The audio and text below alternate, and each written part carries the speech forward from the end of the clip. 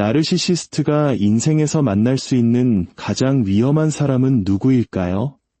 그것은 바로 그들이 통제할 수 없는 사람입니다. 저명한 심리학자 칼 융은 자신의 그림자와 마주하고 화해하지 않고서는 온전한 인간이 될 수 없다고 말했습니다. 하지만 나르시시스트에게 그 그림자는 마주하기에 너무나도 끔찍한 존재입니다. 그들이 쓰고 있는 완벽한 가면 아래에는 깊은 상처와 세상에 폭로될지 모른다는 극심한 두려움으로 가득 찬 공허한 세계가 숨어있기 때문입니다. 그들은 타인의 감정을 조종하고 인식을 왜곡하며 주변 사람들의 반응을 통해 자신의 존재를 정의하며 살아갑니다. 그러던 어느 날 그들은 슈퍼 엠패스 즉 초공감자와 마주치게 됩니다. 이들은 감정을 깊이 느낄 뿐만 아니라 나르시시스트의 가면을 꿰뚫어보는 직관력을 가진 사람들입니다.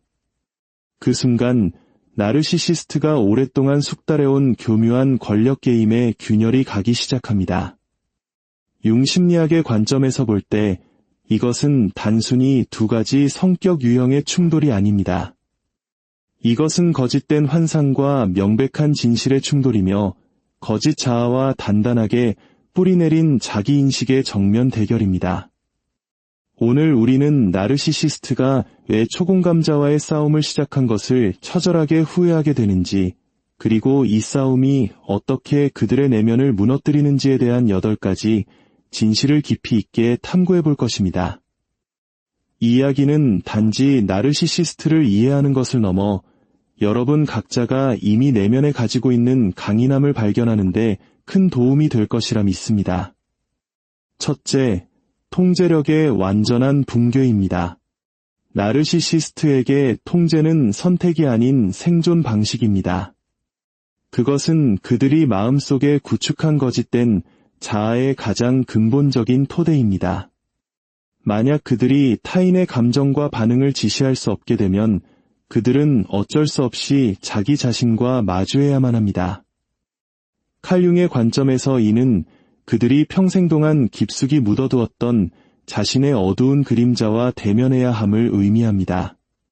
초공감자를 만나면 나르시시스트의 익숙한 모든 전략이 힘을 잃기 시작합니다. 그들은 마치 연극 감독처럼 시나리오를 짜고 무대를 설정하고 다른 사람들의 감정 볼륨을 자신들의 입맛에 맞게 조절하는 데 익숙합니다. 하지만 초공감자는 그들이 만든 리듬에 맞춰 춤을 추지 않습니다. 예상대로 반응하는 대신 그들은 조용히 관찰합니다. 패턴을 알아차리고 반복되는 행동을 인지하며 조종의 의도를 간파하고는 그 게임에 참여하지 않습니다. 이것은 마치 한쪽 선수는 계속해서 체스말을 움직이는데 다른 쪽 선수는 아예 게임에 참여하기를 거부하는 것과 같습니다. 감정적인 연료, 즉 반응이 공급되지 않으면 나르시시스트의 권력 엔진은 멈춰서고 궤도를 이탈하기 시작합니다. 융에 따르면 이 순간이 바로 자아 해체의 시작, 즉 환상과 현실 사이의 고통스러운 충돌이 시작되는 지점입니다. 나르시시스트를 가장 혼란스럽게 만드는 것은 초공감자의 의도적이고 무게감 있는 침묵입니다. 이것은 수동적이거나 굴복하는 침묵이 아니라 모든 것을 이해하는 자의 침묵입니다. 처음에 매력적인 모습부터 차가운 무관심, 심지어 분노를 유발하는 도발에 이르기까지 모든 전술이 효과를 잃습니다. 그들은 단순히 상황에 대한 통제력을 잃는 것이 아닙니다. 그들은 스스로에게 되뇌던 나는 항상 이긴다, 나는 항상 우위에 선다, 나는 모든 사람을 통제한다는 자기 서사를 유지할 능력을 상실하게 됩니다. 이 붕괴는 겉으로 요란하게 일어나지 않습니다. 조용히 내면에서 조금씩 나르시시스트가 필사적으로 매달렸던 거짓된 자신감을 잠식해 들어갑니다. 외부인에게는 그들이 여전히 침착하고 심지어 승리한 것처럼 보일지 모릅니다. 하지만 내면에서 그 권력의 상실은 마치 그들의 정신 구조 전체에 퍼지는 균열과 같아서 한번 나타나면 결코 사라지지 않습니다. 둘째, 진실을 비추는 거울입니다. 칼 융은 타인은 우리가 아직 인식하지 못한 우리 자신의 일부를 비추는 거울이다 라고 말했습니다. 나르시시스트에게 이 말은 특히 위험합니다. 만약 그 거울이 너무나도 선명하다면 그들은 자신이 그토록 필사적으로 숨겨왔던 모든 것을 보게 될 것이기 때문입니다. 초공감자는 바로 그 거울입니다. 아첨하거나 왜곡된 이미지를 보여주는 거울이 아니라 있는 그대로의 모습을 비추는 진실의 거울입니다. 나르시시스트는 자신의 분노, 수치심, 불안감과 같은 부정적인 감정을 다른 사람에게 투사하는 데 익숙합니다. 그리고 그 감정을 떠안은 상대방이 자기 의심의 소용돌이에 빠지는 것을 지켜보며 만족감을 느낍니다. 하지만 초공감자와 마주했을 때 그 모든 감정들은 발심지 그대로 반송됩니다. 흡수되거나 왜곡되거나 숨겨지지 않고 원래의 형태로 주인에게 되돌아갑니다. 이것은 나르시시스트에게 엄청난 충격입니다. 단순히 속을 들킨 것의 문제가 아닙니다. 가면이 벗겨지는 경험입니다. 그들은 평생에 걸쳐 완벽함, 강인함, 우월함이라는 이미지를 구축해왔습니다. 진실의 거울이 그들의 진짜 모습을 비출 때 그들은 융이 그림자라고 불렀던 상처와 두려움으로 가득 찬 어두운 내면과 마주해야만 합니다. 초공감자는 비난이나 고함, 책망을 할 필요가 없습니다. 때로는 그저 가만히 바라보는 눈빛, 무거운 침묵, 또는 단호하게 설정된 경계선만으로도 충분합니다. 그리고 바로 그 무반응이 가장 강력한 반응이 되어 나르시시스트가 자신의 내면을 들여다보게 만듭니다. 이것은 그들이 오래 견딜 수 없는 경험입니다. 왜냐하면 그것은 단지 그들의 자존심에 상처를 입히는 것을 넘어 그들이 존재하기 위해 의존하는 심리적 구조 전체를 위협하기 때문입니다. 셋째, 감정 게임에 참여하기를 거부합니다. 나르시시스트는 심리 드라마의 연출가로 살아갑니다. 그들은 대본을 쓰고 역할을 배정하고 절정을 만들고 당신을 주연 배우로 끌어들여 자신들이 원하는 이야기를 완성하려 합니다. 모든 관계에서 그들은 감정의 씨앗을 심습니다. 초기 단계의 매력과 달콤한 말부터 차가운 무관심과 교묘한 비난에 이르기까지 말입니다. 목표는 연결이 아니라 반응입니다. 당신의 감정은 그들의 권력욕을 채우는 원료일 뿐입니다. 그러나 초공감자를 만나면 이 게임은 계획대로 진행되지 않습니다. 초공감자는 서둘러 무대 위로 뛰어오르거나 남이 써준 역할을 맡지 않습니다. 대신 그들은 무대 옆에서 조용히 모든 세부 사항을 읽으며 관찰합니다. 그들은 나르시시스트가 조종하려는 감정의 인형극, 그 모든 움직임을 봅니다. 그리고 가장 중요하게 그들은 줄을 당겨도 앞으로 나아가지 않습니다. 칼 융은 무의식을 의식화하기 전까지 무의식은 당신의 삶을 지배할 것이고 당신은 그것을 운명이라 부를 것이다 라고 말했습니다. 초공감자는 바로 그 일을 해낸 사람입니다.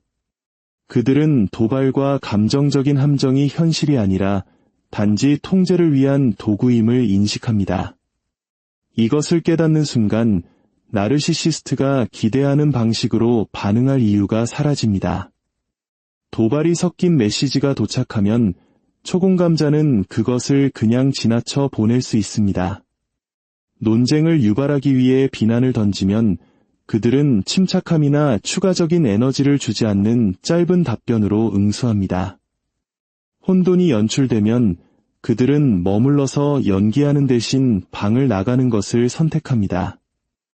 이러한 참여 거부는 나르시시스트 권력의 핵심을 강타합니다. 그들의 통제는 피해자이든 싸움 상대이든 인정을 구하는 사람이든 상대방의 협조가 있을 때만 존재합니다. 초공감자가 협조를 거부할 때 감정의 체스판은 무너져 내립니다. 나르시시스트를 가장 괴롭게 하는 것은 이 거부가 증오에서 비롯된 것이 아니라는 점입니다. 시끄러운 반란이 아니라 조용하고 절대적인 결정, 나는 이 게임에 참여하지 않겠다는 선언이기 때문입니다. 그리고 소음이 없기 때문에 그들은 더욱 무력감을 느낍니다. 이용할 절정도 조종할 혼돈도 없이 그들은 타인의 감정으로 채우려 했던 내면의 공허함과 홀로 남겨집니다. 넷째, 견고한 경계선 앞에서 무력해집니다. 나르시시스트에게 경계라는 개념은 배우고 싶지 않은 외국어와 같습니다. 그들의 세상에서 타인은 자신의 필요에 봉사하고 반응하고 맞춰주기 위해 존재합니다. 그들은 당신이 문을 열고 울타리를 낮추고 자신들이 원할 때마다 안으로 들여보내 주기를 기대합니다. 하지만 그들이 자신의 가치를 이해하고 원칙에 따라 살아가는 초공감자를 만났을 때 그것은 마치 보이지 않지만 결코 부서지지 않는 벽에 부딪히는 것과 같습니다.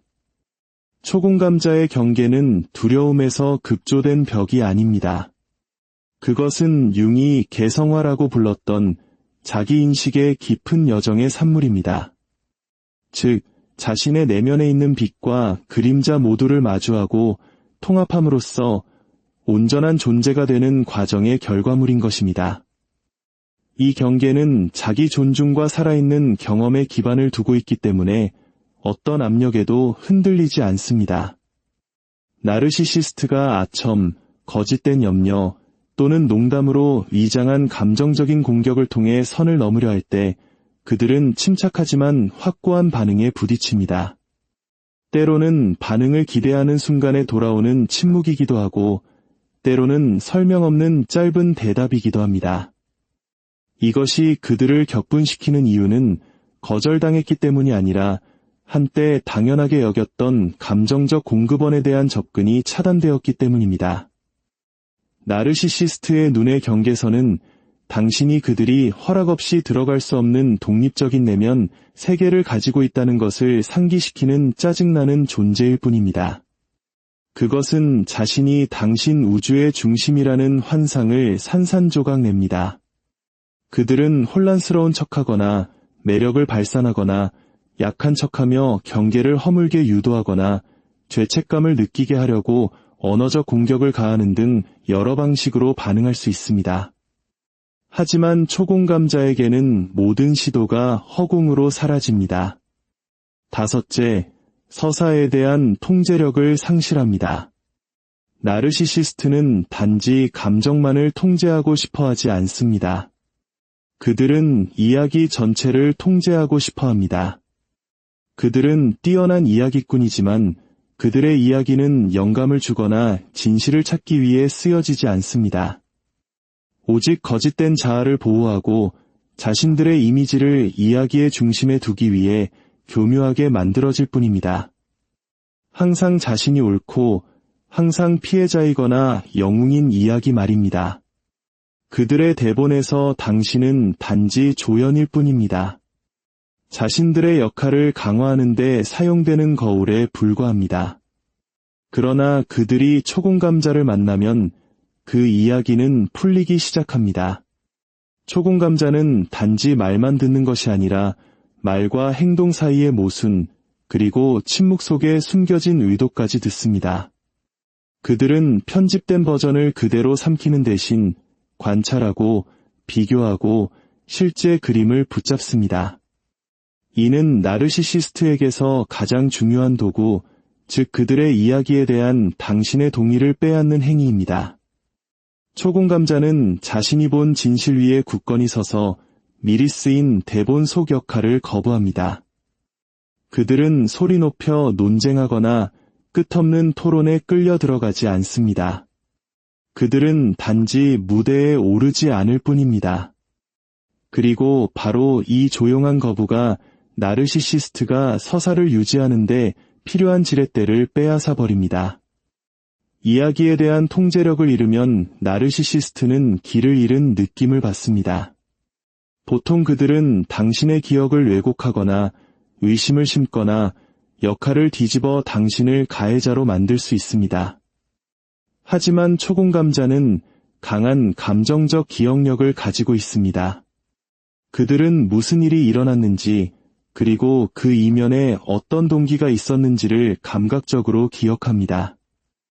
그들은 다른 사람의 자아를 보호하기 위해 역사가 다시 쓰이는 것을 허용하지 않습니다. 여섯째, 어떤 논쟁보다 강력한 침묵을 경험합니다. 나르시시스트는 당신의 반응을 먹고 삽니다. 그들에게 격렬한 논쟁은 패배가 아니라 승리입니다. 당신의 고함, 눈물, 그리고 스스로를 변호하려는 필사적인 노력은 모두 그들의 권력 감각을 키우는 연료가 됩니다. 그들은 당신이 자신들이 만든 감정의 소용돌이에 갇히기를 원합니다. 그래야 그들이 음조와 속도, 그리고 결말을 자신들의 방식대로 통제할 수 있기 때문입니다. 하지만 초공감자를 만나면 그 힘은 박탈당합니다. 초공감자는 미끼를 물지 않습니다. 대본이 리듬에 맞춰 반응하지 않습니다. 소음으로 답하는 대신 그들은 침묵을 선택합니다. 이것은 나약함이나 두려움의 침묵이 아니라 자기 절제의 침묵입니다. 초공감자의 침묵은 그 자체로 하나의 대결 방식입니다. 권력 게임에 발을 들이지 않으면서 게임 자체를 마주하는 것입니다. 그들은 도발 뒤에 숨은 동기를 꿰뚫어 보고 거기에 에너지로 먹이를 주지 않기로 결정합니다. 이것은 나르시시스트를 깊은 혼란에 빠뜨립니다. 그들은 즉각적인 반응을 유발하는 데 익숙합니다. 반응이 없으면 그들은 방향 감각을 잃습니다. 모든 도발과 자극은 공허 속으로 떨어집니다. 침묵은 거울이 되어 그들이 감정적인 연극 뒤에 숨기려 했던 자기 자신과 공허함을 마주하게 만듭니다. 이 침묵은 또 다른 상처를 입힙니다. 바로 보이지 않는 존재가 된 듯한 느낌입니다. 나르시시스트에게 무시당하는 것은 단순히 관심을 잃는 것이 아닙니다. 그것은 자신이 여전히 상대에게 영향력을 가지고 있다는 확인을 잃는 것입니다. 영향력을 잃는다는 것은 곧거짓된 자아의 일부를 잃는 것을 의미하며 그들이 받아들일 수 없는 일입니다. 침묵이 길어질수록 나르시시스트는 마치 허공에 소리치는 것처럼 느낍니다. 그들은 수위를 높여 더 가혹한 비난을 퍼붓거나 반응을 유도하기 위해 취약한 척 연기할 수도 있습니다. 하지만 초공감자는 흔들리지 않습니다.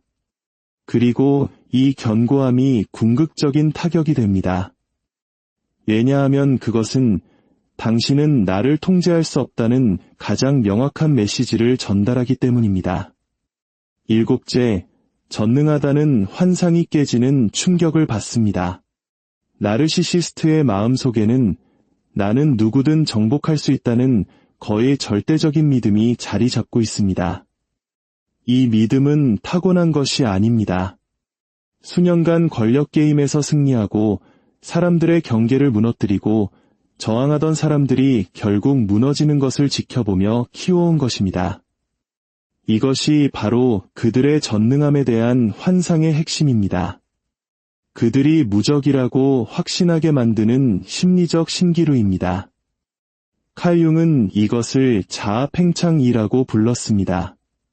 자아가 현실의 한계를 훨씬 넘어 부풀어 올라 내면의 불안한 그림자와 마주하는 것을 피하기 위해 자기만족의 껍질을 형성하는 것입니다. 나르시시스트는 이 껍질에 생존 방패처럼 매달리며 자신이 충분히 똑똑하거나 매력적이거나 무자비하다면 누구도 자신의 통제에서 벗어날 수 없다고 믿습니다. 그리고 그들은 초공감자를 만납니다. 깊이 공감할 뿐만 아니라 심리적 압박 속에서도 관찰하고 분석하고 굳건히 설 수 있는 사람을 말입니다. 그들을 유인하기 위한 러브바밍부터 자기의심을 심기 위한 가스라이팅, 죄책감 조작에 이르기까지 모든 익숙한 전술이 초공감자의 단단한 자기인식의 벽을 뚫지 못합니다.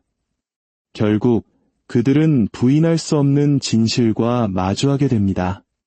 자신들이 결코 무너뜨릴 수 없는 사람을 만났다는 사실을 말입니다.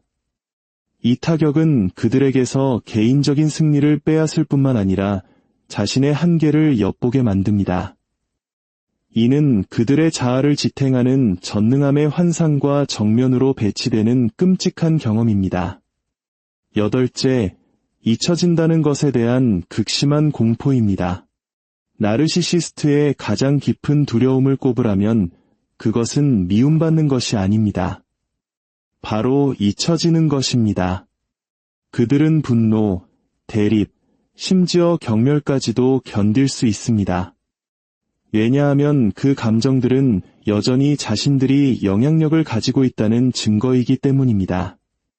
하지만 누군가의 마음속에서 자신의 이름이 사라질 때, 자신의 존재가 더 이상 아무런 반응도 일으키지 못할 때, 그것은 그들의 자아가 결코 감당할 수 없는 공허입니다.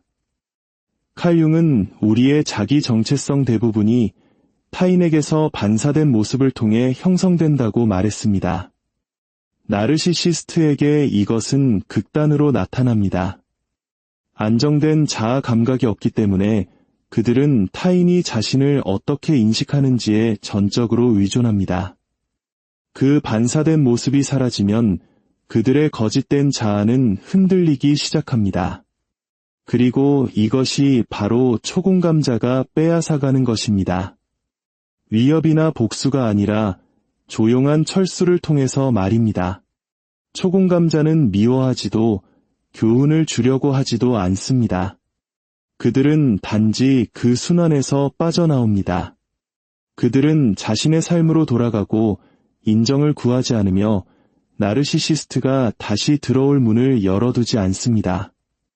시간이 흐를수록 침묵은 짙어지고 불편한 깨달음이 형성됩니다. 당신이 그들 없이도 잘 살게 되었다는 사실입니다. 나르시시스트의 마음속에서 이것은 자신의 권력 지도에서 지워지는 것과 같습니다.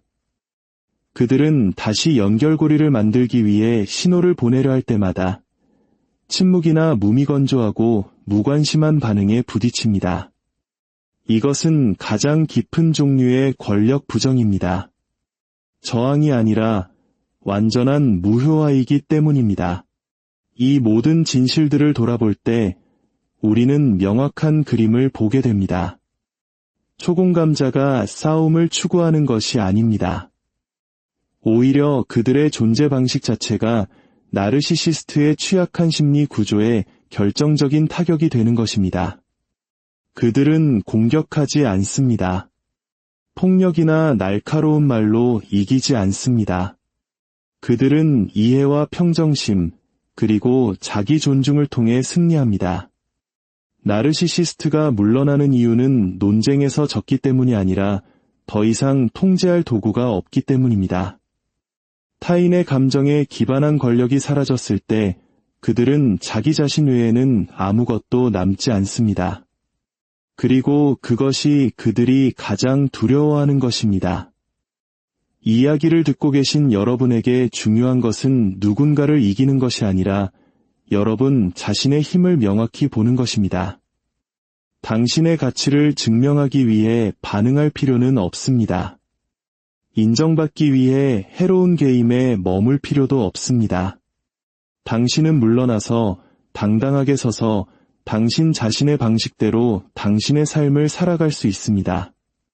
오늘의 이야기가 당신의 마음에 울림을 주었다면 당신은 혼자가 아니라는 것을 기억하십시오. 이곳에는 경계를 설정하고 치유하며 진정성 있게 살아가는 법을 배우는 사람들이 함께하고 있습니다. 이 채널의 모든 이야기는 단순히 나르시시스트를 분석하는 것을 넘어 여러분이 자신을 더 잘 이해하고 매일 더 강해지도록 돕기 위해 존재합니다. 이 암과 자유, 그리고 내면의 힘을 향한 여정에 계속 함께하고 싶으시다면 구독과 알림 설정을 통해 저희와 함께해 주십시오. 구독과 알림 설정은 단순히 영상을 보는 것을 넘어 더 단단하고 자유로운 자신을 향한 여정에 동참하는 소중한 발걸음이 될 것입니다. 결국 진정한 승리는 다른 누군가를 쓰러뜨리는 것이 아니라 자기 자신이 가장 강하고 자유로운 존재가 되는 것이기 때문입니다. 그리고 그것은 어떤 나르시시스트도 당신에게서 결코 빼앗을 수 없는 나르시시스트가 인생에서 만날 수 있는 가장 위험한 사람은 누구일까요? 그것은 바로 그들이 통제할 수 없는 사람입니다.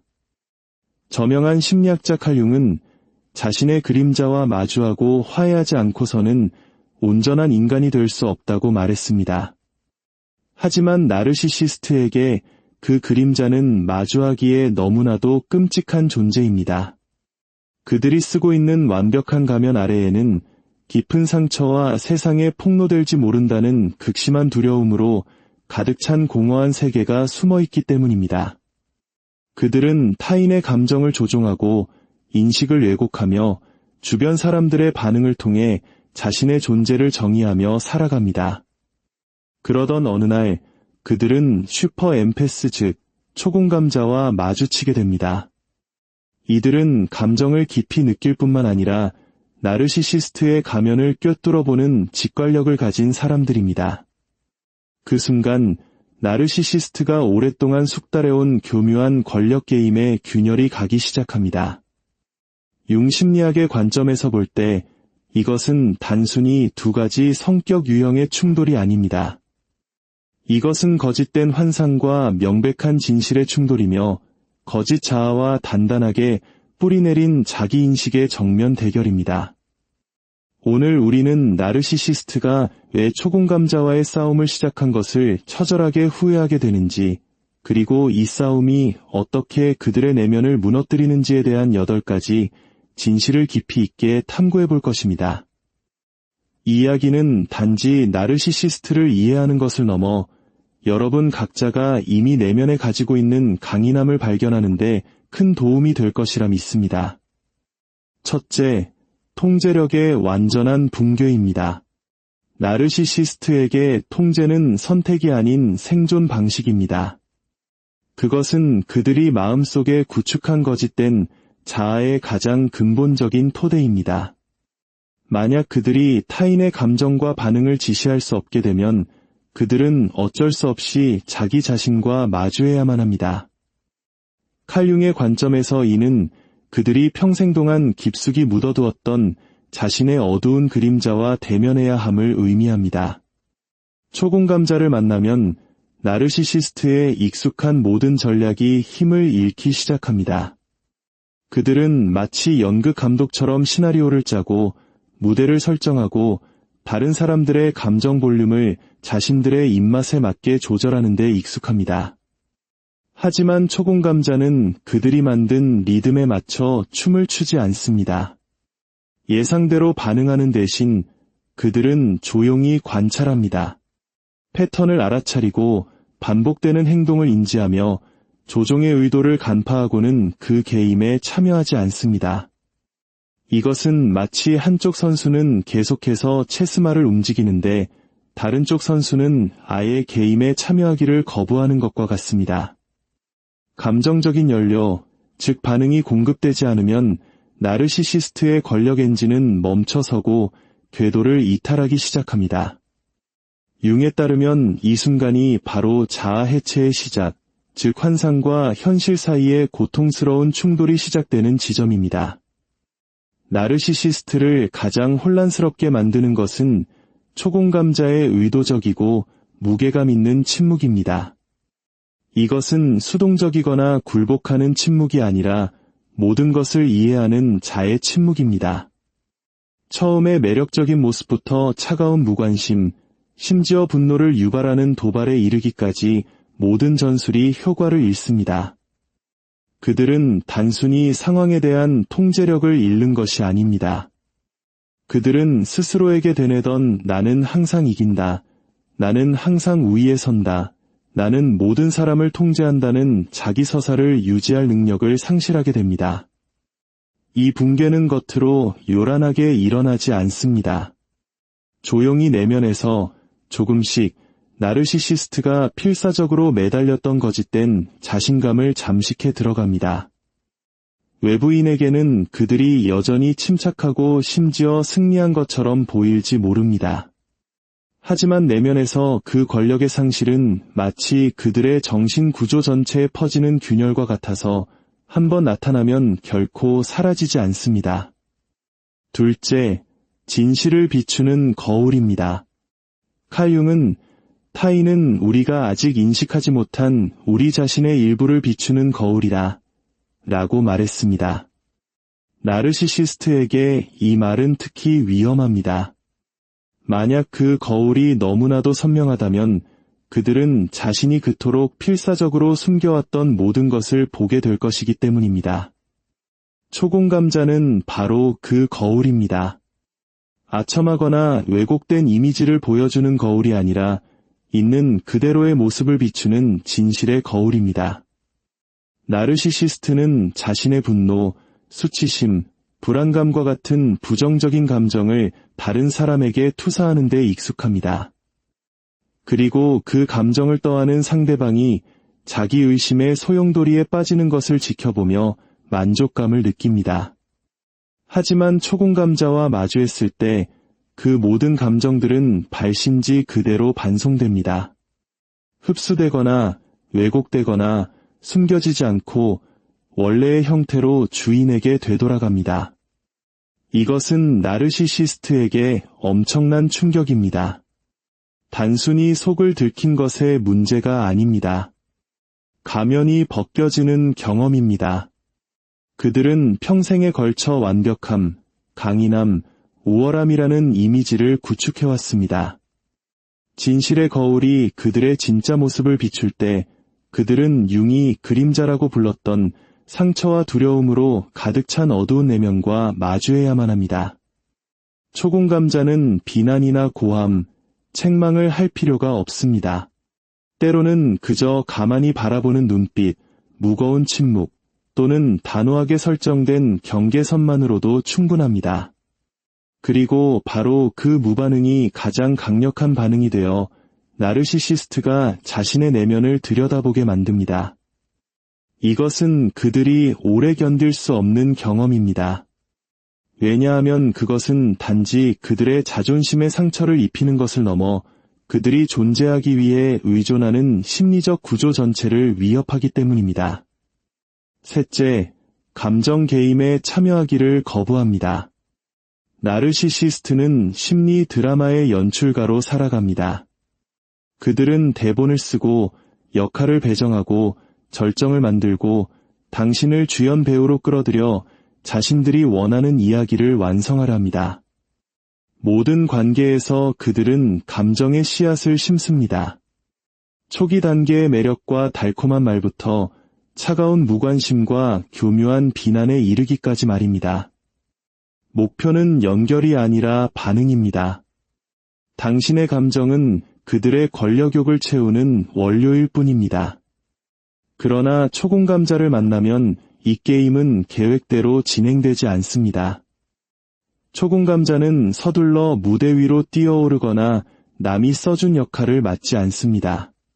대신 그들은 무대 옆에서 조용히 모든 세부 사항을 읽으며 관찰합니다.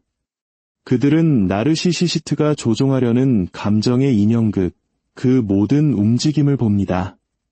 그리고 가장 중요하게 그들은 줄을 당겨도 앞으로 나아가지 않습니다.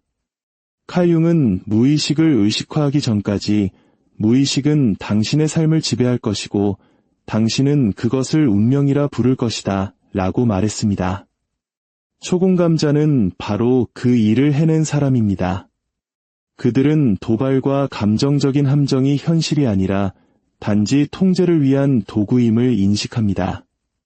이것을 깨닫는 순간 나르시시스트가 기대하는 방식으로 반응할 이유가 사라집니다. 도발이 섞인 메시지가 도착하면 초공감자는 그것을 그냥 지나쳐 보낼 수 있습니다. 논쟁을 유발하기 위해 비난을 던지면 그들은 침착함이나 추가적인 에너지를 주지 않는 짧은 답변으로 응수합니다. 혼돈이 연출되면 그들은 머물러서 연기하는 대신 방을 나가는 것을 선택합니다. 이러한 참여 거부는 나르시시스트 권력의 핵심을 강타합니다.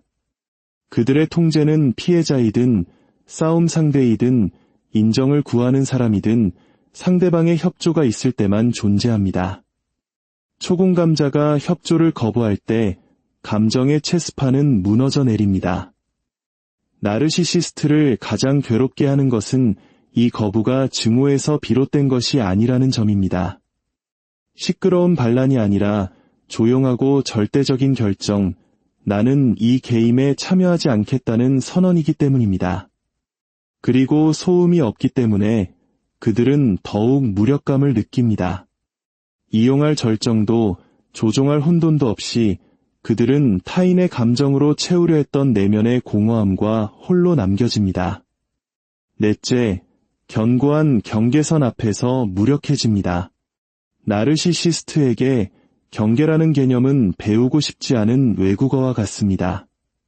그들의 세상에서 타인은 자신의 필요에 봉사하고 반응하고 맞춰주기 위해 존재합니다. 그들은 당신이 문을 열고 울타리를 낮추고 자신들이 원할 때마다 안으로 들여보내 주기를 기대합니다.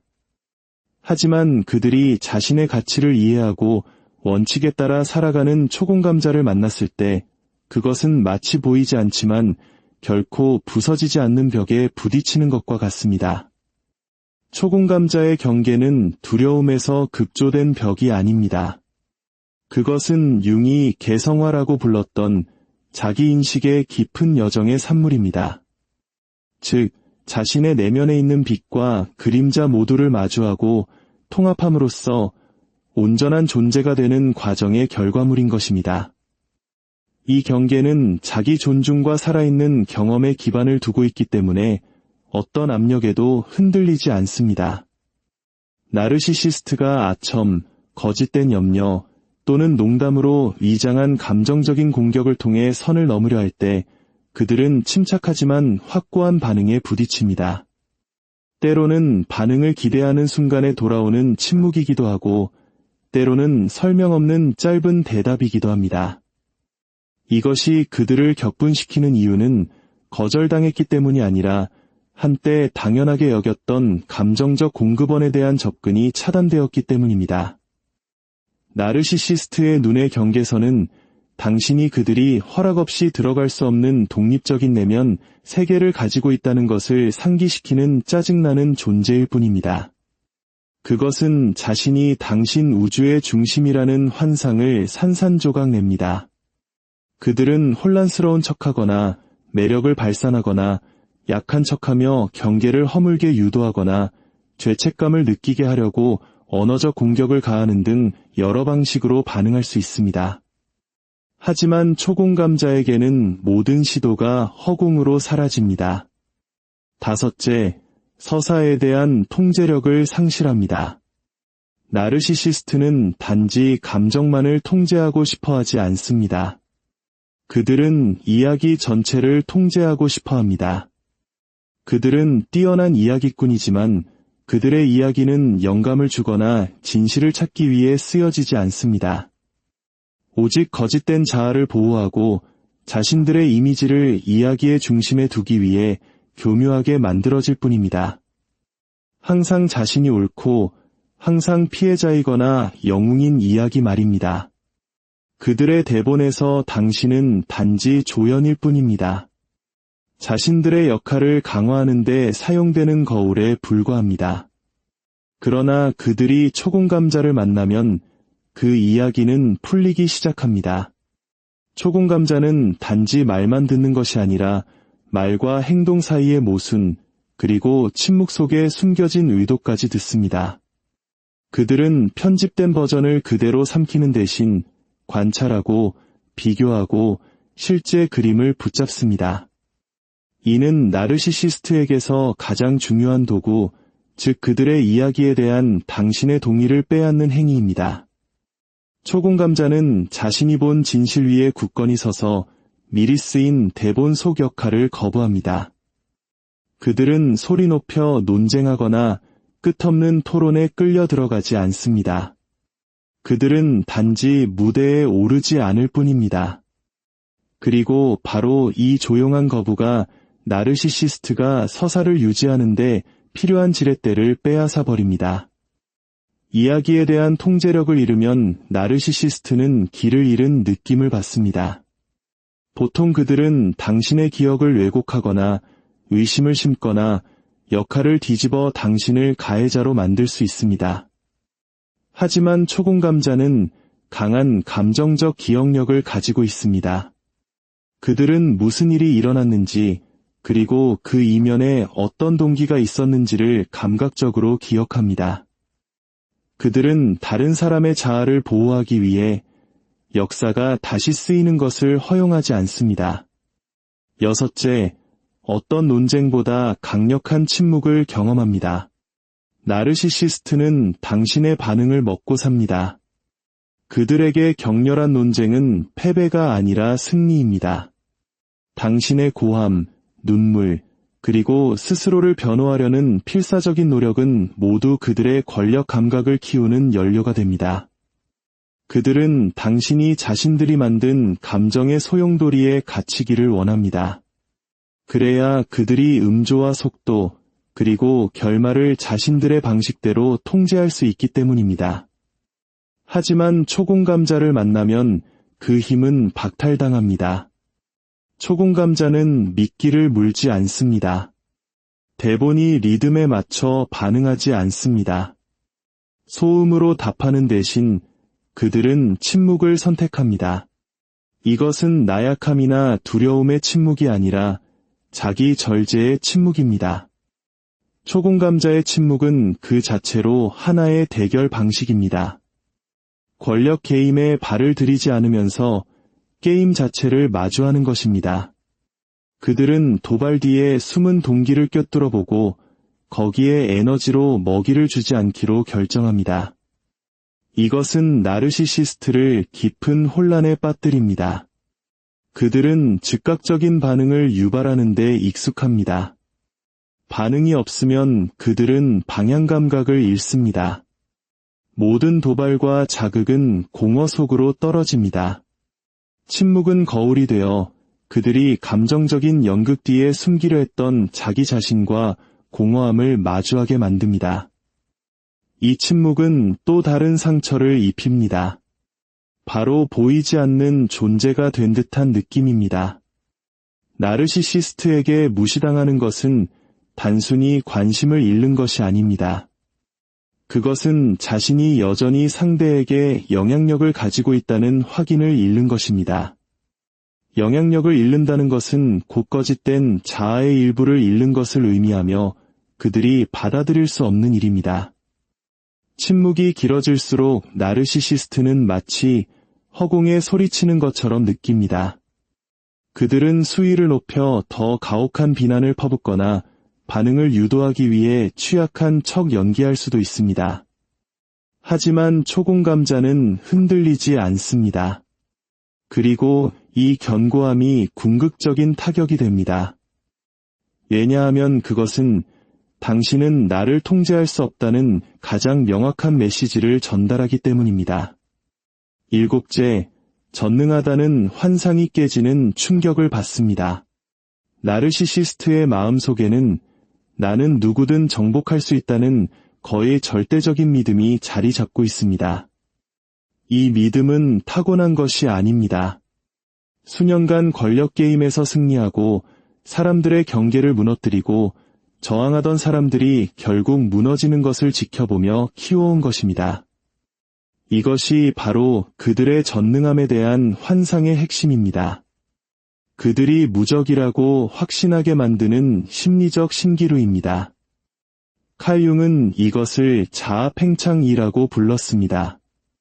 자아가 현실의 한계를 훨씬 넘어 부풀어 올라 내면의 불안한 그림자와 마주하는 것을 피하기 위해 자기만족의 껍질을 형성하는 것입니다. 나르시시스트는 이 껍질에 생존 방패처럼 매달리며 자신이 충분히 똑똑하거나 매력적이거나 무자비하다면 누구도 자신의 통제에서 벗어날 수 없다고 믿습니다. 그리고 그들은 초공감자를 만납니다. 깊이 공감할 뿐만 아니라 심리적 압박 속에서도 관찰하고 분석하고 굳건히 설 수 있는 사람을 말입니다. 그들을 유인하기 위한 러브바밍부터 자기의심을 심기 위한 가스라이팅, 죄책감 조작에 이르기까지 모든 익숙한 전술이 초공감자의 단단한 자기인식의 벽을 뚫지 못합니다. 결국 그들은 부인할 수 없는 진실과 마주하게 됩니다. 자신들이 결코 무너뜨릴 수 없는 사람을 만났다는 사실을 말입니다. 이 타격은 그들에게서 개인적인 승리를 빼앗을 뿐만 아니라 자신의 한계를 엿보게 만듭니다. 이는 그들의 자아를 지탱하는 전능함의 환상과 정면으로 배치되는 끔찍한 경험입니다. 8째, 잊혀진다는 것에 대한 극심한 공포입니다. 나르시시스트의 가장 깊은 두려움을 꼽으라면 그것은 미움받는 것이 아닙니다. 바로 잊혀지는 것입니다. 그들은 분노, 대립, 심지어 경멸까지도 견딜 수 있습니다. 왜냐하면 그 감정들은 여전히 자신들이 영향력을 가지고 있다는 증거이기 때문입니다. 하지만 누군가의 마음속에서 자신의 이름이 사라질 때, 자신의 존재가 더 이상 아무런 반응도 일으키지 못할 때, 그것은 그들의 자아가 결코 감당할 수 없는 공허입니다. 칼 융은 우리의 자기 정체성 대부분이 타인에게서 반사된 모습을 통해 형성된다고 말했습니다. 나르시시스트에게 이것은 극단으로 나타납니다. 안정된 자아 감각이 없기 때문에 그들은 타인이 자신을 어떻게 인식하는지에 전적으로 의존합니다. 그 반사된 모습이 사라지면 그들의 거짓된 자아는 흔들리기 시작합니다. 그리고 이것이 바로 초공감자가 빼앗아가는 것입니다. 위협이나 복수가 아니라 조용한 철수를 통해서 말입니다. 초공감자는 미워하지도 교훈을 주려고 하지도 않습니다.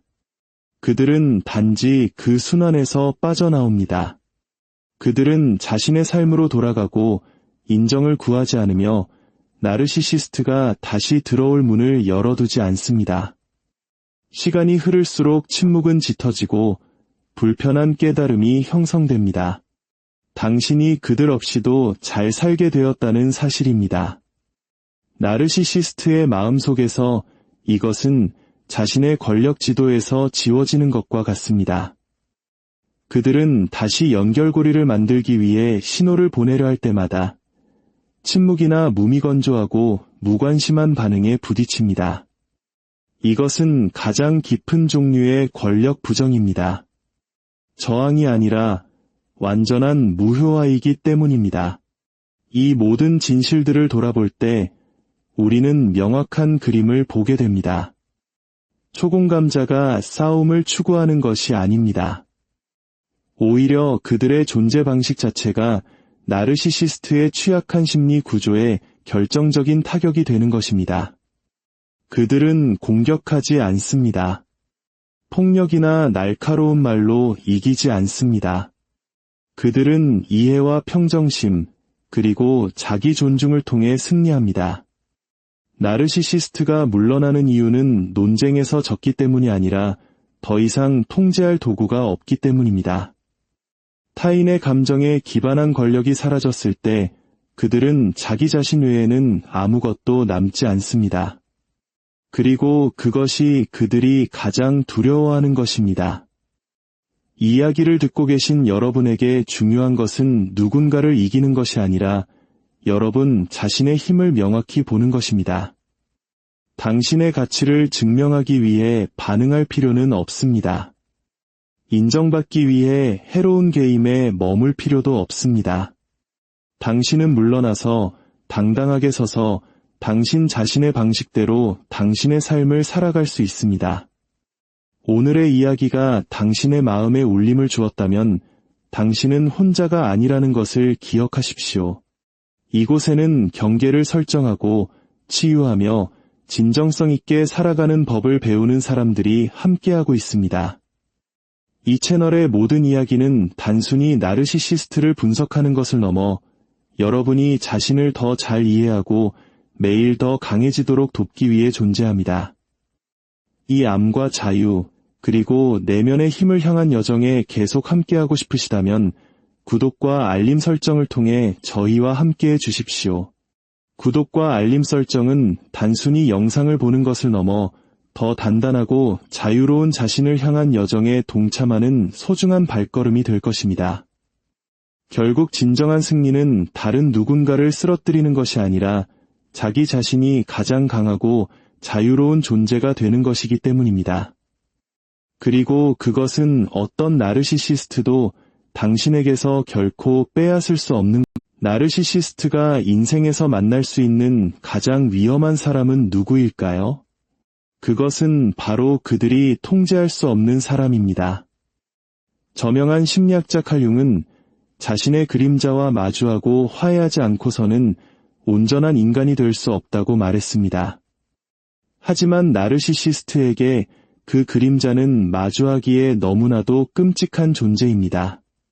그들이 쓰고 있는 완벽한 가면 아래에는 깊은 상처와 세상에 폭로될지 모른다는 극심한 두려움으로 가득 찬 공허한 세계가 숨어있기 때문입니다. 그들은 타인의 감정을 조종하고 인식을 왜곡하며 주변 사람들의 반응을 통해 자신의 존재를 정의하며 살아갑니다. 그러던 어느 날 그들은 슈퍼 엠패스 즉 초공감자와 마주치게 됩니다. 이들은 감정을 깊이 느낄 뿐만 아니라 나르시시스트의 가면을 꿰뚫어보는 직관력을 가진 사람들입니다. 그 순간 나르시시스트가 오랫동안 숙달해온 교묘한 권력 게임에 균열이 가기 시작합니다. 융 심리학의 관점에서 볼 때 이것은 단순히 두 가지 성격 유형의 충돌이 아닙니다. 이것은 거짓된 환상과 명백한 진실의 충돌이며 거짓 자아와 단단하게 뿌리내린 자기인식의 정면 대결입니다. 오늘 우리는 나르시시스트가 왜 초공감자와의 싸움을 시작한 것을 처절하게 후회하게 되는지, 그리고 이 싸움이 어떻게 그들의 내면을 무너뜨리는지에 대한 8가지 진실을 깊이 있게 탐구해 볼 것입니다.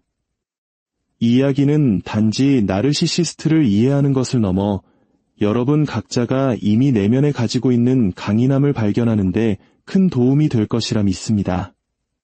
첫째, 통제력의 완전한 붕괴입니다. 나르시시스트에게 통제는 선택이 아닌 생존 방식입니다. 그것은 그들이 마음속에 구축한 거짓된 자아의 가장 근본적인 토대입니다.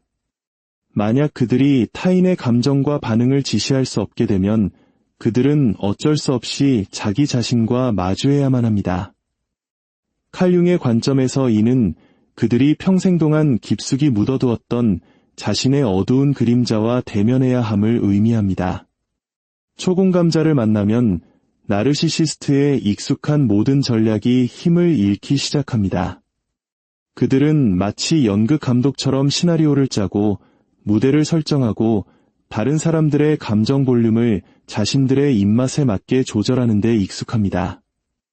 하지만 초공감자는 그들이 만든 리듬에 맞춰 춤을 추지 않습니다. 예상대로 반응하는 대신 그들은 조용히 관찰합니다. 패턴을 알아차리고 반복되는 행동을 인지하며 조종의 의도를 간파하고는 그 게임에 참여하지 않습니다. 이것은 마치 한쪽 선수는 계속해서 체스말을 움직이는데 다른 쪽 선수는 아예 게임에 참여하기를 거부하는 것과 같습니다. 감정적인 연료, 즉 반응이 공급되지 않으면 나르시시스트의 권력 엔진은 멈춰서고 궤도를 이탈하기 시작합니다. 융에 따르면 이 순간이 바로 자아 해체의 시작, 즉 환상과 현실 사이의 고통스러운 충돌이 시작되는 지점입니다. 나르시시스트를 가장 혼란스럽게 만드는 것은 초공감자의 의도적이고 무게감 있는 침묵입니다. 이것은 수동적이거나 굴복하는 침묵이 아니라 모든 것을 이해하는 자의 침묵입니다. 처음에 매력적인 모습부터 차가운 무관심, 심지어 분노를 유발하는 도발에 이르기까지 모든 전술이 효과를 잃습니다. 그들은 단순히 상황에 대한 통제력을 잃는 것이 아닙니다. 그들은 스스로에게 되뇌던 나는 항상 이긴다, 나는 항상 우위에 선다, 나는 모든 사람을 통제한다는 자기 서사를 유지할 능력을 상실하게 됩니다. 이 붕괴는 겉으로 요란하게 일어나지 않습니다. 조용히 내면에서 조금씩 나르시시스트가 필사적으로 매달렸던 거짓된 자신감을 잠식해 들어갑니다. 외부인에게는 그들이 여전히 침착하고 심지어 승리한 것처럼 보일지 모릅니다. 하지만 내면에서 그 권력의 상실은 마치 그들의 정신 구조 전체에 퍼지는 균열과 같아서 한번 나타나면 결코 사라지지 않습니다. 둘째, 진실을 비추는 거울입니다. 칼 융은 타인은 우리가 아직 인식하지 못한 우리 자신의 일부를 비추는 거울이다 라고 말했습니다. 나르시시스트에게 이 말은 특히 위험합니다. 만약 그 거울이 너무나도 선명하다면 그들은 자신이 그토록 필사적으로 숨겨왔던 모든 것을 보게 될 것이기 때문입니다. 초공감자는 바로 그 거울입니다. 아첨하거나 왜곡된 이미지를 보여주는 거울이 아니라 있는 그대로의 모습을 비추는 진실의 거울입니다. 나르시시스트는 자신의 분노, 수치심, 불안감과 같은 부정적인 감정을 다른 사람에게 투사하는 데 익숙합니다. 그리고 그 감정을 떠안은 상대방이 자기 의심의 소용돌이에 빠지는 것을 지켜보며 만족감을 느낍니다. 하지만 초공감자와 마주했을 때 그 모든 감정들은 발신지 그대로 반송됩니다. 흡수되거나 왜곡되거나 숨겨지지 않고 원래의 형태로 주인에게 되돌아갑니다. 이것은 나르시시스트에게 엄청난 충격입니다. 단순히 속을 들킨 것의 문제가 아닙니다. 가면이 벗겨지는 경험입니다. 그들은 평생에 걸쳐 완벽함, 강인함, 우월함이라는 이미지를 구축해왔습니다. 진실의 거울이 그들의 진짜 모습을 비출 때 그들은 융이 그림자라고 불렀던 상처와 두려움으로 가득 찬 어두운 내면과 마주해야만 합니다. 초공감자는 비난이나 고함, 책망을 할 필요가 없습니다. 때로는 그저 가만히 바라보는 눈빛, 무거운 침묵, 또는 단호하게 설정된 경계선만으로도 충분합니다. 그리고 바로 그 무반응이 가장 강력한 반응이 되어 나르시시스트가 자신의 내면을 들여다보게 만듭니다. 이것은 그들이 오래 견딜 수 없는 경험입니다. 왜냐하면 그것은 단지 그들의 자존심에 상처를 입히는 것을 넘어 그들이 존재하기 위해 의존하는 심리적 구조 전체를 위협하기 때문입니다. 셋째, 감정 게임에 참여하기를 거부합니다. 나르시시스트는 심리 드라마의 연출가로 살아갑니다. 그들은 대본을 쓰고 역할을 배정하고 절정을 만들고 당신을 주연 배우로 끌어들여 자신들이 원하는 이야기를 완성하려 합니다. 모든 관계에서 그들은 감정의 씨앗을 심습니다. 초기 단계의 매력과 달콤한 말부터 차가운 무관심과 교묘한 비난에 이르기까지 말입니다. 목표는 연결이 아니라 반응입니다. 당신의 감정은 그들의 권력욕을 채우는 원료일 뿐입니다. 그러나 초공감자를 만나면 이 게임은 계획대로 진행되지 않습니다. 초공감자는 서둘러 무대 위로 뛰어오르거나 남이 써준 역할을 맡지 않습니다. 대신 그들은 무대 옆에서 조용히 모든 세부 사항을 읽으며 관찰합니다. 그들은 나르시시스트가 조종하려는 감정의 인형극, 그 모든 움직임을 봅니다. 그리고 가장 중요하게 그들은 줄을 당겨도 앞으로 나아가지 않습니다. 칼 융은 무의식을 의식화하기 전까지 무의식은 당신의 삶을 지배할 것이고 당신은 그것을 운명이라 부를 것이다 라고 말했습니다. 초공감자는 바로 그 일을 해낸 사람입니다. 그들은 도발과 감정적인 함정이 현실이 아니라 단지 통제를 위한 도구임을 인식합니다. 이것을 깨닫는 순간 나르시시스트가 기대하는 방식으로 반응할 이유가 사라집니다. 도발이 섞인 메시지가 도착하면 초공감자는 그것을 그냥 지나쳐 보낼 수 있습니다.